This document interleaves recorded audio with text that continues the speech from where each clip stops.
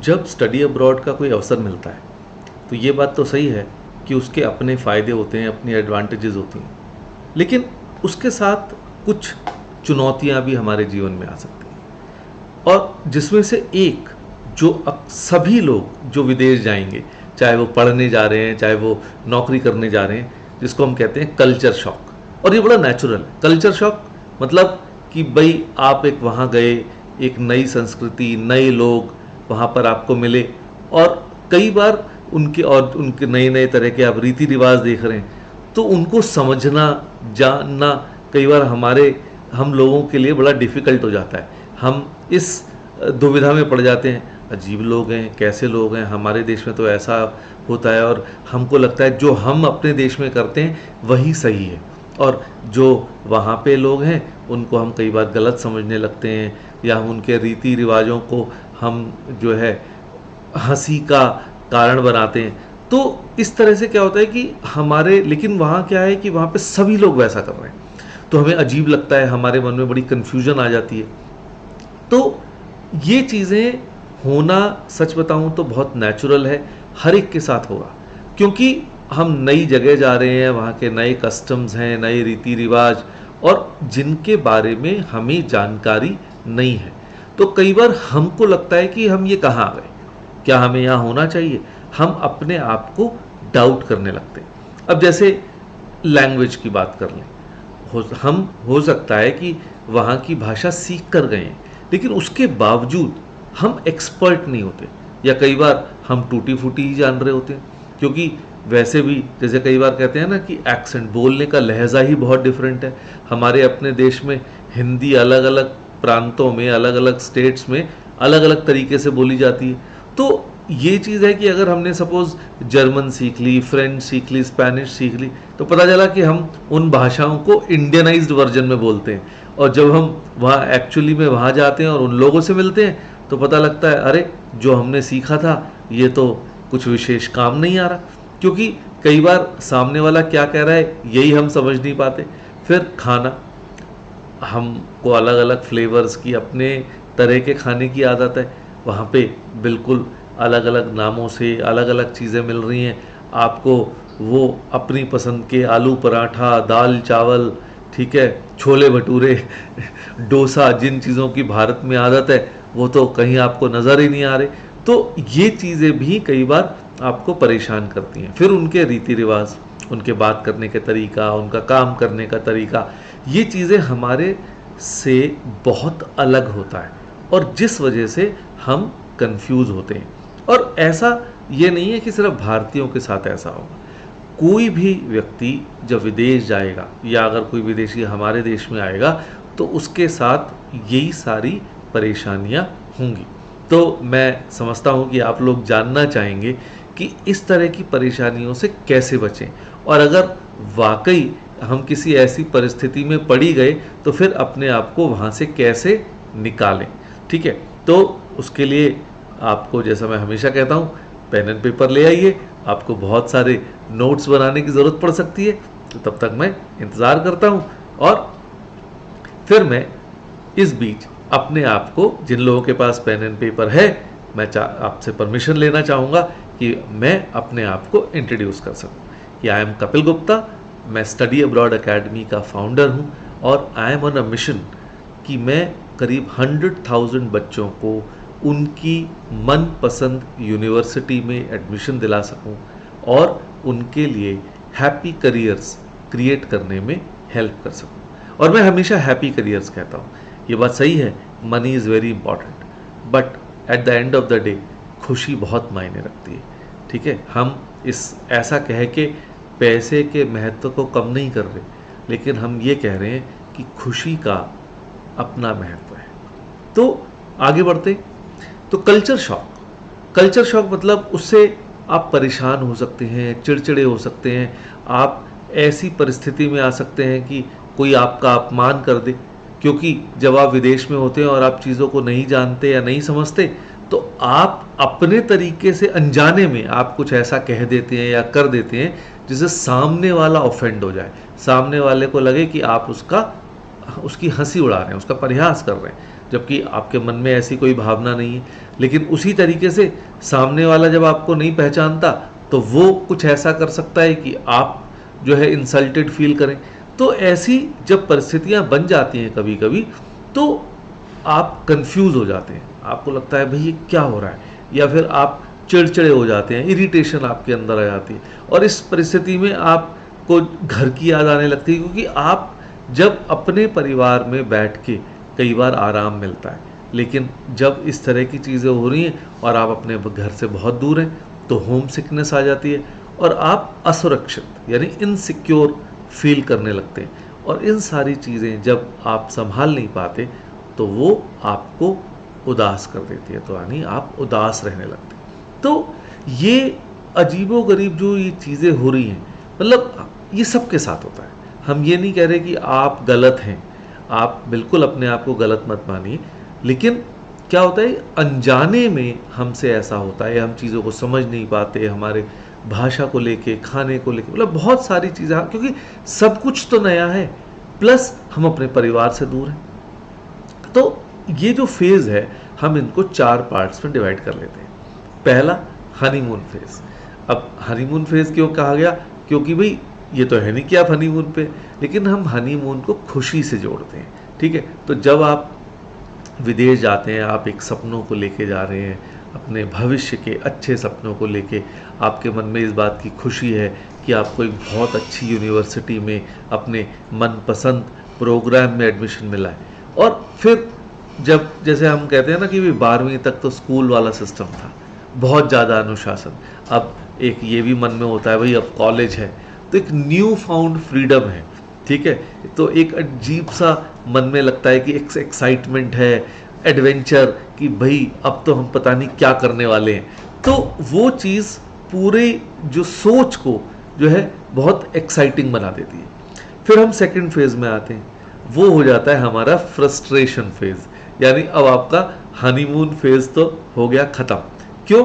क्योंकि अब धीरे धीरे आपको एहसास होने लगा कि नहीं भाई मैं अपने परिवार से दूर हूँ, यहाँ मैं अकेला हूँ, जो काम माँ बाप कर देते थे अब मुझे हर काम अपने आप करना है। अब मैं नए नए लोगों से मिल रहा हूँ, कई बार वही बात कि भाई बातें समझ नहीं आ रही, खाने को लेकर अलग समस्या है, ठीक है। तो सब कुछ नया हो रहा है। वो बैंक अकाउंट खुलवाना है, अब वहाँ जाके बैंक ऑफिसर से बात करनी है, लेकिन कैसे करूँ? भाषा को लेके समस्या है, कहीं भी जाता हूँ अपनी बात समझाने के लिए बहुत वक्त लगता है, तो वो चीज़, या दूसरे की बात समझने में वक्त लगता है। तो मेनी टाइम्स हर कोई इतना कोऑपरेटिव नहीं मिलेगा जो आपके साथ उतना समय लगाए, तो ये चीज़ें आपको इरिटेट करती हैं और फिर आपको इस वजह से अपने घर की, अपने दोस्तों की, अपने पुराने माहौल की जो है याद सताने लगती है। फिर जब घर पर होते हैं, मतलब अपने होम कंट्री में, तो एन्जॉयमेंट के लिए फ्रेंड्स और फूड, राइट, कि भैया ये खाएंगे, वो खाएंगे, पार्टी करेंगे दोस्तों के साथ, माँ बाप के साथ, भाई बहनों के साथ, कज़न्स के साथ, तो एक अलग ही। और भारत तो एक ऐसा देश है जहाँ लोग कहते हैं भाई 365 डेज़ हैं तो 365 फेस्टिवल्स हैं यहाँ पे, ठीक है। तो और हमारे यहाँ तो हम अगर होली दिवाली प्यार से और हर्षोल्लास से मनाते हैं तो हम क्रिसमस और ईद भी मनाते हैं। तो यहाँ तो जैसे सब लोगों को शौक है कि भाई हमें हर फेस्टिवल मनाना है, लेकिन वहाँ पर कई बार क्या होता है कि अपने देश में भी अगर हम क्रिसमस मना रहे हैं और विदेश में, तो वो क्रिसमस मनाने का हो सकता है तरीका बदल गया, ठीक है। दिवाली या होली आई तो वैसे नहीं हो रही। तो हर वो चीज़ आपको जो आपके मन मुताबिक नहीं हो रही वो आपको परेशान करती है। और कोई अगर आपस में वो विदेशी भाषा में जोक्स क्रैक कर रहे हैं तो वो आपको समझ नहीं आ रहे, वो स्लैंग्स अभी आपको समझ नहीं आए क्योंकि आप नए हैं उस चीज़ के लिए। तो ये सब चीज़ें आपको बहुत फ्रस्ट्रेट करती हैं। फिर हम तीसरे फेज़ में आते हैं, एडजस्टमेंट फेज़ में। क्यों? अब कुछ समय निकल गया है, धीरे धीरे चीज़ें समझ आने लगी हैं, हम चीज़ों को सीख रहे हैं, वो जो कल्चर का डिफरेंस है वो हम पकड़ पा रहे हैं, उसको समझ पा रहे हैं कि यहाँ पे अगर कोई चीज़ ऐसे अलग हो रही है हमारे देश से तो वो क्यों हो रही है। तो जब वो कारण समझ आने लगते हैं, वहाँ के रीति रिवाज, काम करने के तरीके हमें समझ आने लगते हैं, तो हम थोड़ा एट ईज़ हो जाते हैं, हम थोड़ा कंफर्टेबल फील करने लगते हैं और हमारी जो फ्रस्ट्रेशन है वो कम होने लगती है, हमारी इरिटेशन कम होने लगती है और हम उसकी बजाय आराम में थोड़ा सा, और फिर हम इंटरेस्ट भी लेने लगते हैं, क्योंकि हमें जब चीज़ें समझ आती हैं तो हम उस चीज़ का मज़ा लेने लगते हैं, तो हम सीखते हैं, उस चीज़ को अप्रिशिएट करते हैं और फिर उस चीज़ का सम्मान करते हैं। तो ये हमारा एडजस्टमेंट फेज से हमारे को एक तरीके से आप ये कह सकते हो रिलीफ मिलना शुरू हो जाता है। फिर हम लास्ट और फाइनल स्टेज की हम बात करते हैं, यानी एक्सेप्टेंस। क्यों? अब आप एक तरीके से सब कुछ समझ चुके हो, कोई चीज़ वहाँ क्यों होती है, कैसे होती है, आपके जो नए दोस्त बने वो हो सकता है और किसी थर्ड कंट्री से, वहाँ जैसे आप पढ़ने आए हो वैसे वो भी पढ़ने आए हो, तो आप उनके कल्चर के बारे में भी जानते हैं। फिर आपको लगता है कि भाई इंग्लिश में जानता हूँ, हिंदी बेल्ट को बिलोंग करता हूँ, अगर कोई कहेगा जी मैं तो बंगाल का था, या तो मुझे बांग्ला भी आती है, मैं कर्नाटका का था तो मेरे को जो है कन्नड़ आती है, तो यानी हम मल्टीलिंगुअल होते हैं। लेकिन पता चला हम चले तो फ्रांस गए, वहाँ तो फ्रेंच चाहिए, या हम जर्मनी चले गए, वहाँ जर्मन चाहिए, तो अब वो भाषा भी सीख रहे हैं। तो कहीं ना कहीं एक सेंस ऑफ सेटिस्फैक्शन भी आता है कि भाई मैं तो मल्टीलिंगुअल हो गया, मैं तो अब तो बहुत सारी भाषाएं जानता हूँ, तो अपने आप पे ही गर्व महसूस होना, प्राउड फील होना शुरू हो जाता है। लेकिन साथ साथ जब हम वहाँ के कल्चर को समझने लगते हैं तो हम उसको जज नहीं करते, हम इस बात को, डिफरेंस को समझ पाते हैं कि भाई जिस तरह से हम अपने देश की संस्कृति को प्यार करते हैं, उसका सम्मान करते हैं, उसी तरह से यहाँ के लोग भी अपने देश के कल्चर को, अपनी संस्कृति को सम्मान देते हैं। तो हम अगर यहाँ हैं तो उनके लिए तो हम अतिथि हैं, गेस्ट। और सीधी सी बात है, आपके परिवार में भी कोई गेस्ट आएगा तो आप इस बात को एक्सपेक्ट करोगे कि वो आपके परिवार के काम करने के तरीकों को रिस्पेक्ट करेंगे, यही सभ्यता की निशानी है। तो आप भी यही करोगे, क्योंकि अब आप समझ चुके हो चीज़ों को, अब आप कंपेयर नहीं कर रहे अपने कल्चर और उनके कल्चर, आप ये मान रहे हो हमारे यहाँ ऐसे होता है, यहाँ पे ऐसे होता है, तो मैं अगर यहाँ रहता हूँ तो मुझे ऐसे काम करना है। जैसे हमारे देश में कहते हैं ना, जैसा देश वैसा भेष, तो भाई आपको जो है वैसा ही भेष बना के रहेंगे तो आप ज़्यादा कंफर्ट में रहेंगे, आप अलग थलग नहीं पड़ेंगे, वहाँ के लोग आपको वेलकम करेंगे।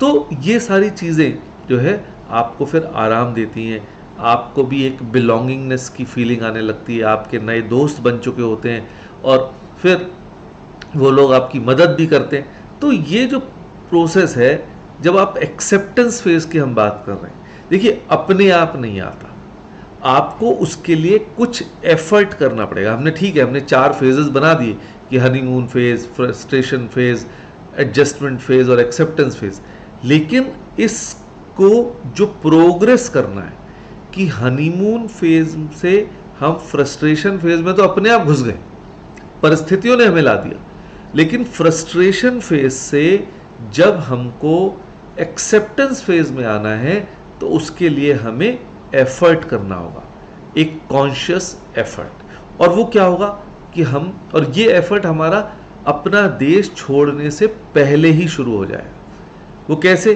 कि हम जहाँ जा रहे हैं हम पहले से ही रिसर्च करनी शुरू कर दें। अब वो रिसर्च कैसे होगी? या तो आप किसी ऐसे व्यक्ति को जानते हो जो पहले वहाँ गया है, लिंक्डइन, फेसबुक, इंस्टाग्राम, आपने वहाँ के लोगों के साथ, स्टूडेंट्स के साथ या अपनी यूनिवर्सिटी के बच्चों के साथ कनेक्ट किया, उनसे आप सवाल कर रहे हो, ठीक है, तो उस तरह से आपको थोड़ा सा ज्ञान मिल रहा है।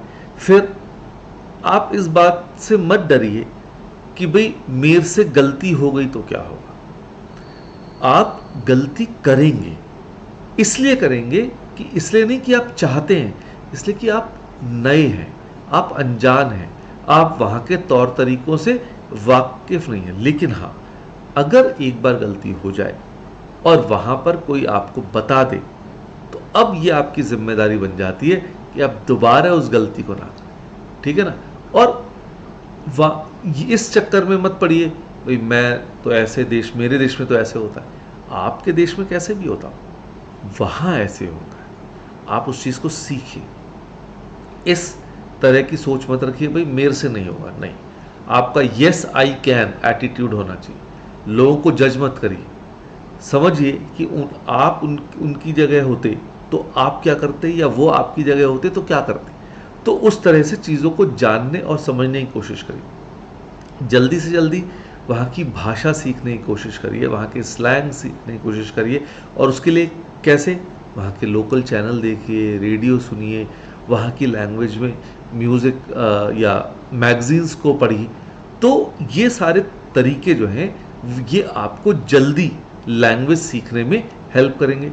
फिर दोस्त बनाइए, लोकल फ्रेंड्स, क्योंकि जब वो आपके दोस्त बन जाएंगे तो वो कई बार आपकी गलतियों को नज़रअंदाज भी करेंगे और आपको सपोर्ट भी करेंगे। वो इस बात को समझेंगे कि भाई आप नए हो, आप इस देश के नहीं हो, तो आपसे अगर कोई गलती हुई है तो वो अनजाने में हुई, तो फिर आप इंसल्टेड भी फील नहीं करोगे। और वो आपको अपने साथ रखेंगे तो आपको जल्दी मौका मिलेगा हर चीज़ को सीखने का। और फिर अगर कंफ्यूज हो भी जाते हैं सपोज, तो पूछने से मत हिचकिए, बिल्कुल ओपन माइंडेड रहिए, क्योंकि उससे आप अपनी मिसअंडरस्टैंडिंग्स को जल्दी दूर कर पाएंगे, मिसकम्युनिकेशंस को खत्म कर पाएंगे, राइट। तो ये कुछ तरीके हैं जिनसे आप अपनी समस्याओं को दूर कर सकते हैं। और आखिर में मैं यही कहूँगा, चाहे कितनी ही परेशानियाँ आए, अप्स एंड डाउन्स आए, ये एक्सपीरियंस बहुत ही वैल्यूबल होता है, बहुत ही मज़ेदार होता है। क्योंकि जब आप अपने देश वापस जाएंगे और लोग आपसे पूछेंगे, आप बताएंगे, you will go down the memory lane, तो ये चीज़ें आपको बहुत, मतलब ये आपकी मीठी यादें होंगी। आपको खुद अपनी कुछ मूर्खताओं पर हंसी आएगी कि अरे मैंने ये क्या किया था। क्योंकि फिर इंसान जो है, क्योंकि तब तक आप ढल चुके हैं, तो अब आप उन डिफ़िकल्टीज, अब आपको वो जो आई होंगी वो आपको परेशान नहीं करेंगी, वो आपके लिए एक तरह से यादें बन के रह जाएंगी। और क्योंकि आप और इंटेलिजेंट हो चुके हैं तो उल्टा आप और लोगों की मदद कर पाएंगे। तो मैं उम्मीद करता हूँ ये वीडियो आपको बहुत पसंद आया होगा। और हाँ, तो प्लीज़ इसको सब्सक्राइब करिए। और अगर आपके आसपास ऐसे लोग हैं जिनको पढ़ने विदेश जाना है या जाने वाले हैं, अभी अभी गए हैं, उनके साथ शेयर करिए। हम ज़्यादा बड़े बड़े नहीं बनाते, 10-15 मिनट के बनाते हैं और कम से कम समय में आपको वैल्यू देने की कोशिश करते हैं। तो मैं चाहूँगा कि आपको ये कैसा लगा, ये कमेंट में लिख के ज़रूर बताइए, जिससे कि हमको भी ये पता चले कि हम आगे आने वाले समय में आपके लिए और कैसे वीडियोज़ लेके आएँ। आप अपने टॉपिक्स सजेस्ट भी कर सकते हैं, उससे हमें और हेल्प मिलेगी कि हमको पहले कौन से वीडियो बनाने। एक तरीके से आप हमारी समस्या हल कर देंगे, वरना हमें ये बहुत सोचना पड़ता है, रिसर्च करनी पड़ती है कि भाई हम किस पर वीडियोस बनाएं। और फिर भी आप लगातार हमारे साथ कनेक्ट करना चाहते हैं तो हमारा फेसबुक VIP ग्रुप है करियर एडवाइज़र हब के नाम से, आप उसके मेंबर बनिए। हम वहाँ पे बहुत सारे टिप्स और ट्रिक्स शेयर करते हैं, और प्लस आपका ये फ्रेंडली काउंसलर वहाँ पे हर समय रहेगा। तो आपको अगर कोई सवाल करना है तो आप वहाँ पे हमसे पूछ सकते हैं, मदद करिए। आपको कुछ नॉलेज है, अपनी नॉलेज भी शेयर करिए। तो वहाँ पे और भी लोग हैं, कोई आपसे सवाल करेंगे, किसी का आप जवाब देंगे, कोई आपकी बातों का जवाब देगा। तो it is like a growing family, ठीक है। तो हमारे परिवार का हिस्सा बनिए, हमें बहुत खुशी होगी। और अगर आपके मन में कोई ऐसा सवाल है और आप ये, हमको लगता है कि ये बहुत ही खूबसूरत सवाल है, तो हम आपको अपने पॉडकास्ट या वीडियो में लाइव शामिल भी कर सकते हैं। तो मिलते रहिए, देखते रहिए, सुनते रहिए। अगले एपिसोड तक के लिए bye, God bless, keep inspiring, thank you.